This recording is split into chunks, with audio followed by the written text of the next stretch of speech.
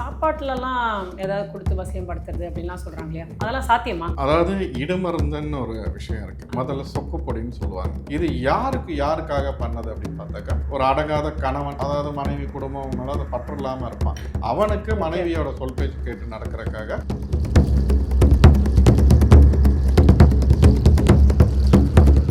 தண்ணி அடிச்சுட்டு குடும்பப்படுத்துறோம், இல்லை தண்ணி குடிகாரனை எந்த ஒரு விஷயத்தாலையும் மாற்ற முடியாது. அது இங்கே பலர் என்ன நினச்சிக்காங்க, ஒரு வசியம் இருந்தால ஒரு குடிகாரனை மாற்றிருக்கணும், அதுக்கான வாய்ப்பே கிடையாது. அப்புறம் இந்த இடுமருந்து விஷயத்தில் இன்னும் என்ன ஒரு சில முரண்பாடு இருக்கான்னா, இந்த இடுமருந்து எல்லாருக்கும் வேலை செய்யுமா?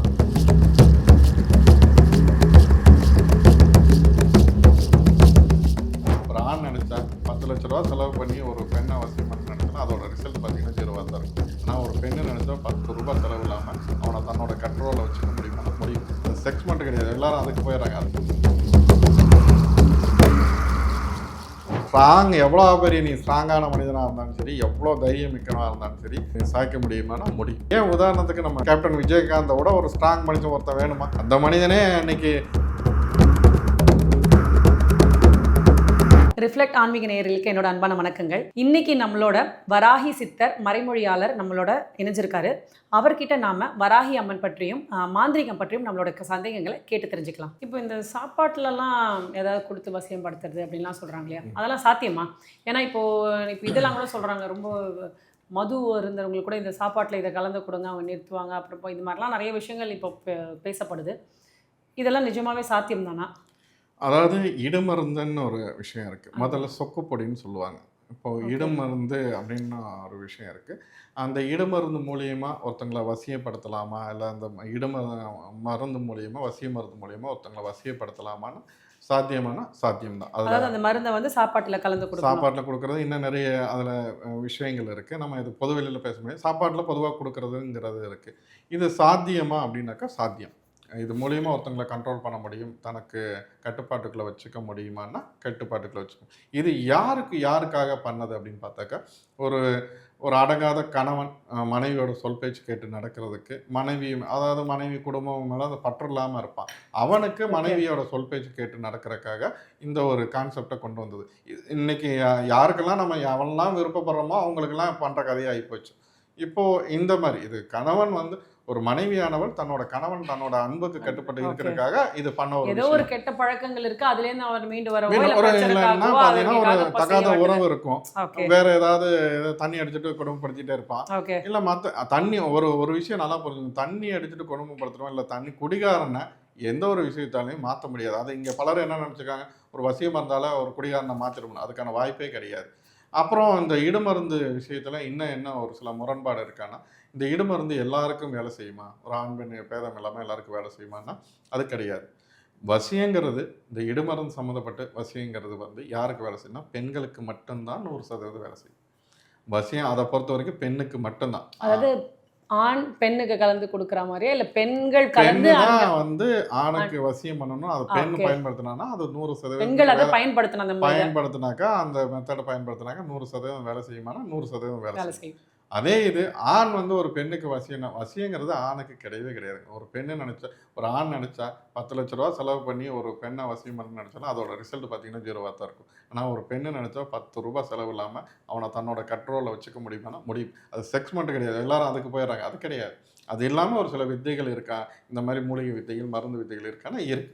அதை பலரும் என்ன நினச்சா, ஆண்கள் என்ன நினச்சாங்க, இந்த மாதிரி ஒரு மருந்து வாங்கி கொடுத்தாக்கா ரெடி ஆயிரும், அதெல்லாம் வாய்ப்பே கிடையாது. பெண்ணுக்கு அது சாத்தியம், பெண்ணால் 100% அதை செய்ய முடியும்.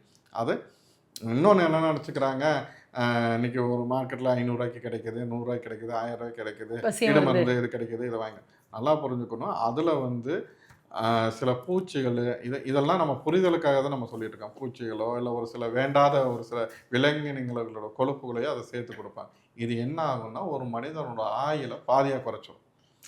அதை நீங்கள் முதல்ல புரிஞ்சுக்கணும். கண்டவன்ட்டே போய் நம்ம வாங்கி கொடுத்துட்டு அதுக்கப்புறம் என்ன சாகப்பரணத்தை சங்கரா மாதிரி எடுத்து தெருவில் விட்ட கதையாக ஆகி போயிடும். அதனால் அந்த ஒரு விஷயத்தில் கவனம், இது புரிதலுக்காக நம்ம சொல்லிட்டு இருக்கோம். அதை புரிஞ்சு நடந்துக்க. பெண்கள் பயன்படுத்தினா இது வந்து இந்த மாதிரி பெண்களுக்காக வசியம் வந்து பெண்களுக்கு வேலை செய்யுமானா சரியாக வேலை செய்யும். அதை சரியாக பர்ஃபெக்டாக பண்ணாங்கன்னா கண்டிப்பாக சொல்லி அடிக்கலாம். தன்னோட கணவனை அன்புக்கு கேட்டுப்பட்டு அடிமையாக்க முடியுமானா முடியும். இது ஆணுக்கு வேலை செய்யுமானா ஒரு 10% வேலை செய்யும், அவ்வளோதான். உங்கள் வாழ்க்கையில் நடந்த ஏதாவது மிராக்கிள் அப்படின்னு ஏதாவது இருக்கா? இது என் வாழ்க்கையில் நடந்தது, அதனால தான் நான் இப்படி இருக்கேன். இல்ல நீங்க இத பண்ணியிருக்காங்க, அவங்க வந்து இது ஒரு மிராக்கிள்னு நீங்க குடுத்த ஏதோ ஒரு உபாசனையிலயோ, இல்ல நீங்க குடுத்த ஏதோ தீர்வுலமோ அவங்களுக்கும் இது மிராக்கிளா நடந்திருக்கு. அப்படின்னு 2மே எதா இருந்தா சொல்லுங்க. இல்ல இது மிராக்கிள் அப்படின்னு சொன்ன போனாக்கா, நான் என்னைய பத்தி பேசிக்கிறத விட, இது வராகி உபாசனா இருக்கிறதுனால என்னோட வாழ்க்கையில மிராக்கிள் நடந்தது அப்படின்னாக்கா, அது தினம் தினம் வந்து பார்த்தீங்கன்னாக்கா, அந்த மிராக்கிள் இருக்கும். ஏன்னா வராகி யார் ஒருத்தர் கும்புறானோ, அவனோட வாழ்க்கையில கண்டிப்பா மிராக்கிளா மிராக்கிள் இருக்கும். விஷயம் நடக்கும். நேத்து கூட எனக்கு ஒரு விஷயம் மிராக்கிளா நடந்தது. என்ன அப்படின்னு பார்த்தாக்கா, நான் ஒரு லேண்ட் விஷயமா கோயில் கட்டுமானத்துக்காக ஒரு லேண்ட் விஷயமா ஒரு அதிகாரியோட ஒப்பம் வேண்டியது இருந்தது. அப்போ அது நான் யாரையும் போய் நான் அப்ரோச் பண்றதில்ல. நான் அவங்ககிட்ட பேசினேன். லீகலா இது பண்ணாங்க. அதில கொஞ்சம் தடை இருந்ததுனால, சரி வேண்டாம்ப்பா அத விட்டுருங்க அப்படின்னு சொல்லிட்டு நான் விட்டுட்டேன். அதில என்னன்னா வந்து ஒரு அரசு துறையில ஒரு பெரிய அதிகாரி ஒருத்தரு நமக்கு வேண்டியவரு. அவர் கூட நம்ம கூட ஒரு சில துரோக வேலைகள்லாம் இவங்க செய்தவர்கள். நான் மறுபடியும் இவங்ககிட்ட போய் நம்ம நிக்கணுமா அப்படின்னு சொல்லிட்டு, வேண்டாம் அப்படின்னு சொல்லிட்டு நான் உத்தரவு கேட்டேன். அம்மாகிட்ட கேட்டேன். அம்மா இவங்ககிட்ட பேசலாமா? கேட்கலாமான்னு. வேண்டான்னு உத்தரவு வந்தது. நான் விட்டுட்டேன். சரி வேண்டாம் விட்றலாம் பார்த்துக்கலாம் அப்படின்னு சொல்லிட்டு. அடுத்த ஒரு 1/2 அன் ஹவர்ல வந்து எனக்கு ஒரு ஃபோன். என்னன்னு பார்த்தாக்கா, இது நேத்து மிராக்கிளா நடந்தது. நான் என்னோட அ டிவ சிலருக்கு கூட நான் சொல்லியிருக்கேன். அடுத்த 1/2 மணி நேரத்தில பார்த்தீங்கன்னா, நம்ம சகோதரர் ஒருத்தர் கூப்பிடுறாரு. இது மாரி வந்து இந்த டிபார்ட்மெண்ட்ல நமக்கு தெரிஞ்ச ஒருத்தர் இருக்காரு. அது இத்தனைக்கும் அவங்க வராகி அவ்வளோ தூரம் உபாசனம். நம்ம சைடு சரியா இருந்ததுன்னா, அவர் பண்ணி குடுப்பாரு. நீங்க போய் அவர போய் பாருங்க. போய் பார்த்தீங்கன்னா, அவர் எல்லாம் பண்ணி தரேன்னு சொல்லிட்டாரு. அப்படின்னு சொல்லி அவர் கூப்பிட்டு சொல்றாரு. அதுக்கு சம்மந்தப்பட்டவங்களே எனக்கு லைன்ல வந்துட்டாங்க. நீங்க வாங்க உங்க சைடு தான் சரியா இருக்கு. வாங்க நான் பார்த்துக்கிறேன். எந்த ஒரு இதுவும் தேவையில்ல. வாங்க பார்த்துக்கிறேன். அப்படின்னாக்க, நான் ஒரு விஷயத்த இவங்ககிட்ட போய் செய்யலாமா? இவங்க மூலியமா போய் நமக்கு இந்த காரியம் ஆதாயம் அடையுமா? வேண்டான்னு சொல்லி தூக்கி போட்டது. ஒரு 1/2 மணி நேரத்தில இந்த அம்மா கூப்பிட்டு, ஆ நீ இத பண்ணிக்கிறதுக்கு உண்டான ஒரு வழிவகைகள நம்ம இந்த ஏற்படுத்தி மாரி நெறைய விஷயங்கள் நம்ம ஒவ்வொன்னா நம்ம அ இத நம்ம சொல்லிட்டு போயிட்டுருக்கலாம். இன்னைக்கும் பார்த்தீங்கன்னாங்க, இந்த நமக்கு குழந்தை பேர் இல்லாம எத்தனையோ பேரு கஷ்டப்படுறாங்க. இதே யுஎஸ்ல இருந்தாலும் சரி, கனடா, ஆஸ்திரேலியா இருந்தாலும் எனக்கு இங்க இதே நம்ம நம்ம சென்னையில ஒரு எம்எல்ஏவோட பொண்ணுக்கு ரொம்ப இதாகி அவங்களுக்கு குழந்தை பேர் இல்லாம இருந்தது. இன்னும் நிறைய பேருக்கு. இவங்களுக்கெல்லாம் நான் குடுத்தது என்னன்னா, இந்த வராகியத்த, இந்த அம்மாவ தான் கொண்டு அவங்க வீட்ல சேர்த்தேன். அது என்ன அது கூட ஒரு டூல் நம்ம குடுக்குறது என்னன்னா, எக்ஸ்ட்ரா அவங்களுக்கு ஒரு வசீகரத்துக்கு உண்டான ஒரு டூல் நம்ம குடுக்குறோம். அதாவது நம்ம எந்திரம், தாயத்தோ, மையம் நம்ம ம், ம். அவங்களுக்கு உண்டான பூஜை பண்ணி குடுக்குறோம்.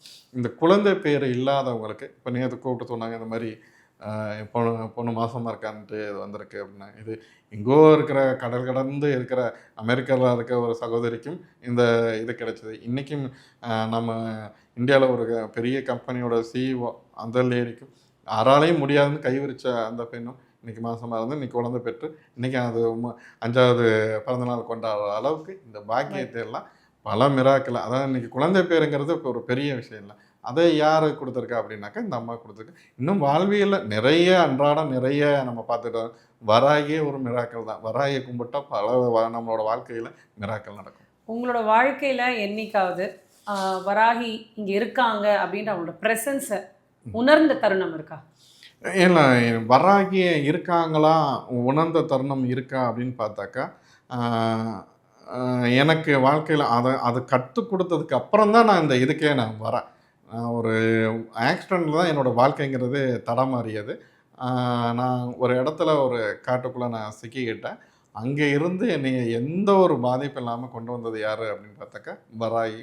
இந்த எனக்கு பின்னாடி இருக்க உச்சிஷ்ட கணபதி பவன். எனக்கு அப்ப தெரியாது. அப்போ அவங்களோட பவர் என்னங்கிறது அதுக்கப்புறம் தான் என்னைய ஆனா அங்க உங்களோட பிரசன்ஸா அன்னைக்கு அன்னைக்கு உணர்ந்தீங்கன்ற என்னைய முன்னின்று நான் அந்த இடத்துல இருந்து கால் எனக்கு ஒரு சின்ன இது கூட இல்லாம, அ ஒரு ஒரு ஆள் நடமாட்டமே இல்லாத இடத்துல இருந்து என்னைய கொண்டு வந்து ஒரு இடத்துல கொண்டு வந்து சேர்த்து, அத எனக்கு பாதுகாப்பு குடுத்து கொண்டு வந்து அரணா நின்னாங்க. அதுக்கப்புறம் ஒரு சின்ன ஆக்சிடென்ட்ல தான் என்னோட வாழ்க்கைங்கிறது தடம் மாறி இன்னைக்கு இந்த அளவுக்கு கொண்டு வந்து நிறுத்தியிருக்காங்க. அதாவது இது வராஹி கும்புறவங்க எல்லாருக்குமே தெரியும். அவங்களுக்கு ஒரு அரணா நிக்கிறாங்களா? அவங்களோட வாழ்க்கையில மிராக்கிள் பண்ணியிருக்காங்களா? தான் இருக்கிறத உணர்த்தியிருக்காங்களா? அப்படின்ட்டு.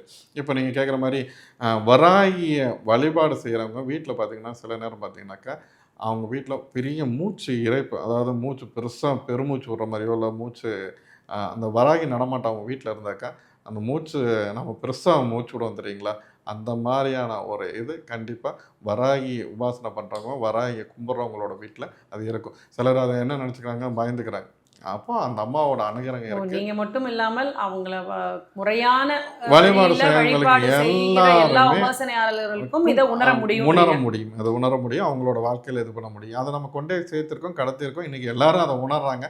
வராகினாவே இன்னைக்கு மெய்சில் இருக்கிறவங்க பல பேர். அதனால வராகியை நீங்க நம்பி கையில் எடுக்கலாம். அதாவது இப்போ ஒரு ஸ்ட்ராங் மைண்டட் பீப்புளெலாம் இருக்காங்க இல்லையா, அதாவது மென்டலி அவங்க ரொம்ப ஸ்ட்ராங்காக இருப்பாங்க. இப்போ நம்ம பேய் பிசாசு இந்த மாதிரி ஒன்று சொல்லும்போது கூட எப்போவுமே இப்போ எனக்கு எங்கள் வீட்டில் என்ன சொன்னது என்னென்னா, பேய் ஒன்று இருக்கா இல்லையா, இருக்குன்னே வச்சுப்போம், இருக்குது. இருந்தாலும் அது யாரை தாக்கும் அப்படின்னா, மனதளவில் யார் வீக்காக இருக்காங்களோ அவங்க தான் பயப்படணும், அவங்கள தான் அதுக்கு. ஆனால் தைரியமாக இரு, நீ உண்மையான ஒரு நம்பிக்கை இருந்தால் அதை பற்றி நீ அதை இறைவன் மேலே ஒரு உண்மையான நம்பிக்கை இருந்து மனதளவில் நீ ஸ்ட்ராங்காக இருந்தால் உனக்கு எதுவும் வராது அப்படின்றதான் பொதுவான கருத்தாக இருக்குது. அதே அந்த கருத்து நம்ம இந்த மாதிரி வசியம் இந்த மாதிரி இவங்களுக்கும் நம்ம அப்ளை பண்ண முடியுமா? அதாவது ஒரு ஸ்ட்ராங் மைண்டடாக ஒருத்தவங்க இருந்தாங்க அப்படின்னா, அவங்களுக்கு நீங்கள் என்ன பண்ணாலும் அவங்களுக்கு வசியமோ இல்லை எந்த பிளாக் மேஜிக்கோ அவங்ககிட்ட வேலைக்கே ஆகாது. இல்லை, அந்த மாதிரின்றத உண்மைதான். இப்போ ஸ்ட்ராங் மைண்டடாக இருக்கிறவங்கள மாந்திரிகத்தில் சாய்க்க முடியுமா அப்படின்னாக்கா கஷ்டம்தான், அது முடியாது தான். இப்போது இலகுவானவர்களை சாய்க்க முடியுமானா சாய்க்க முடியும். அப்போ உங்களோட மாந்திரிகம் இதெல்லாம் பொய்யா, இல்லைன்னா நீங்கள் ஏமாற்று வேலையாங்கிற அந்த ஒரு கேள்வி வேறு. எவ்வளோ பெரிய ஸ்ட்ராங் மேனாக இருந்தாலும் சரி, அவனுக்கு இப்போது ஒரு சிலருக்கு நேரம் நல்லாயிருக்கும், அவனோட நேரங்கலங்கள் நல்லாயிருக்கும். அவனுக்கு நீங்கள் என்ன தான் மாந்திரியத்தில் அடிங்க ஒன்றுமே பண்ண முடியாது. அவனோட டைம் எப்போ மாறுதோ அடிச்சா அப்படியே சீட்டு கட்டு போல சரிஞ்சிருவான். ஸ்ட்ராங்காக இருந்தாலும் அவனோட நேரம் அப்போது அந்த சரி இப்போ ஓகே நேரம் சரியாக இருக்குது, நேரம் நல்லா இருக்குது, அவனோட நேரங்கிறது ரொம்ப ஸ்ட்ராங்காக இருக்குது. இவனும் ஸ்ட்ராங் மனுஷன். இவனை இப்போது ஒரு மாந்திரிகத்தால் தன்னோட கட்டுப்பாட்டுக்குள்ள கொண்டு வரக்கோ, இல்லை அவனுக்கு ஒரு கெடுவினை பண்ணுறதுக்கோ, இல்லை ஒரு துரோகம் பண்ணிட்டான் அவனை பழி தைக்கிறக்கோ ஏதோ ஒருத்தர் அதை நாடுறாங்க. இப்போ அவனுக்கு என்ன தான் பண்ண முடியும்? அப்போ அவனுக்கு சரிப்பா இன்னும் ஒரு 10 வருஷத்துக்கு அவனுக்கு நேரம் நல்லா இருக்குப்பா, இப்போ என்ன பண்ண முடியும் அவனை அப்படின்னாக்கா, இப்போ ஒன்றுமே பண்ண முடியாதுன்னா இப்போ இதெல்லாம் என்ன வேஸ்ட்டா அப்படிங்கிற ஒரு கேள்வி வருது இல்லையா? இப்போ இந்த மாதிரியான நபர்களையும் நம்ம சாய்க்க முடியும். மாந்திரிகத்தை சாய்க்க முடியும்னா, எவ்வளோ பெரிய நீ ஸ்ட்ராங்கான மனிதனாக இருந்தாலும் சரி, எவ்வளோ தைரியம் மிக்கனாக இருந்தாலும் சரி, நீ சாய்க்க முடியுமானா முடியும். என்ன பண்ணலாம் அப்படின்னாக்கா, அதுக்கு அதை அவங்கள செய்வினையால் சாய்க்க முடியும். ஏன் உதாரணத்துக்கு நம்ம இப்போ கேப்டன் விஜயகாந்தை விட ஒரு ஸ்ட்ராங் மனுஷன் ஒருத்தன் வேணுமா? அந்த மனிதனே அன்னைக்கு ஒன்றும் இல்லாமல் ஒரு ரொம்ப ஒடிஞ்சு ஒரு நோயால் இதாகிற அளவுக்கு ஆயிட்டாப்ல. அதுக்கு உள்ள இருக்கிற ஒரு பாயிண்ட்ல மனிதன் சக்தியை விட இந்த சக்தி பெருசா அப்படின்னு பார்த்தா, மனித சக்தின்றதே நம்ம மனசு சக்தி. எதை வேணாலும் நீங்க நேரமே நல்லா இல்லைன்னா கூட நம்ம இறைவர்கள் வழிபாடு இல்லை, நான் அந்த இதுக்கு இல்லை அதுதான் நான் இப்போ அந்த இதுக்கு நம்ம ஃபுல் விளக்கமே கொடுத்துடலாம். இப்போ ஸ்ட்ராங் மனுஷனை சாய்க்க முடியுமானா, சாய்க்கிறதுக்கு என்ன உத்திகளை இது பண்ணலாம் அப்படின்னு பார்த்தாக்கா, அவன் சம்மந்தப்பட்ட பொருள் இருந்தாக்கா அவனை அந்த ஸ்ட்ராங் இப்போ நம்ம உதாரணத்துக்கு தானே நம்ம பேசிகிட்டு இருக்கோம், இதை புரிதலுக்காக அவங்க சம்மந்தப்பட்ட பொருள் வேணும். பொருள் இருந்தாலும் சில பேரை பார்த்தீங்கன்னாக்கா பஞ்சபட்சி பார்த்து அடிக்கலாம். பஞ்சபட்சி அப்படின்னு ஒரு இது இருக்குது. அந்த பஞ்சபட்சி பார்த்து அடிக்கலாம் அப்படின்னாக்கா எல்லாருக்கும் ஒரு சில மனிதர்களுக்கு என்ன அப்படின்னாக்கா, நம்மளோட இந்த வாரத்தில் ஒரு நாள் பார்த்தீங்கன்னாக்கா படுபட்சி நாள்னு ஒன்று இருக்கும். படுபட்சி நாளாக நீங்கள் அன்றைக்கி எந்த காரியத்தை செஞ்சாலும் 100% நடந்துடுறது. கடைசி நிமிஷத்தில் அது நடக்காது. நீங்கள் பல பேர் என்ன நினைப்பாங்க, எல்லாம் வந்துச்சு கடைசி நேரத்தில் தள்ளி போயிடுச்சு அப்படின்னு இருக்கும். ஒரு சில பேருக்கு வந்து இந்த எல்லாரோட வாழ்வியலையும் படுபட்சி நாள்னு ஒரு நாள் இருக்கு. அந்த படுபட்சின்ட்டு நமக்கு இந்த 5 நம்ம பஞ்சபதங்கள் தான். இந்த 5 பஞ்சபதங்களை வச்சு நம்ம ஒருத்தங்களை சாய்க்க முடியுமானா சாய்க்க முடியும். படுபட்சி நாள்னு ஒரு நாள் வரும் வாரத்தில். அது ஒரு திங்கக்கிழமையாக இருக்கலாம், செவ்வாய்க்கிழமையாக இருக்கலாம், அது என்ன நாளாக வேணும் நாள், அது ஒவ்வொருத்தரோட அந்த நட்சத்திரங்களை பொறுத்து. அப்போ அந்த நாளில் அவங்கள சாய்க்க முடியுமானா சாய்க்க முடியும். ஆனால் அந்த நாளில் 24 மணி நேரத்தில் எப்படி முடியாது. அப்போது அந்த 24 மணி நேரத்தில் ஒரு 2.25 மணி நேரம், அதை கரெக்டான டைம் நம்ம சொல்ல வேண்டாம், ஒரு 2.5 மணி நேரம் நீங்கள் வச்சுக்கோங்களேன்.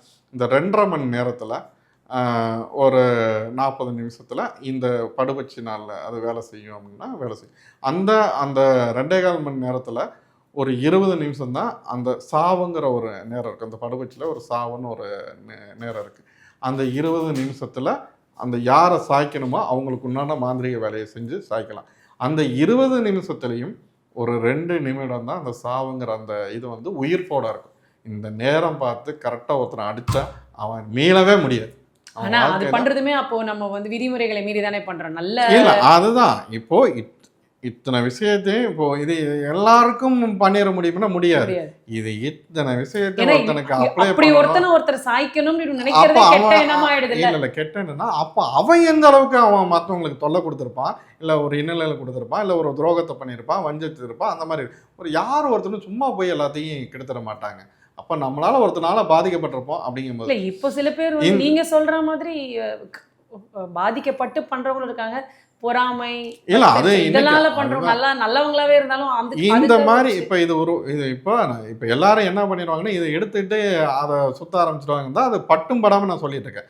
இந்த correct. விஷயத்தை புடிச்சிட்டு இந்த நேரத்துல ஏன்னா அடுத்தது இவளுக்கு இந்த படுபச்சி நாளா இந்த நாள்ல இப்ப இதை பண்ணா நம்ம இப்ப பண்ணலாம்னு ஆயிரம் try இப்படி அப்ப இதுல சில அறிவுஜீவிகள் என்ன நினைப்பான், இவர் எங்க அந்த டயத்தை தப்பா சொல்றாரு, அதெல்லாம் வந்து இது பேசிட்டு இருப்பானுங்க. இது கிடையாது.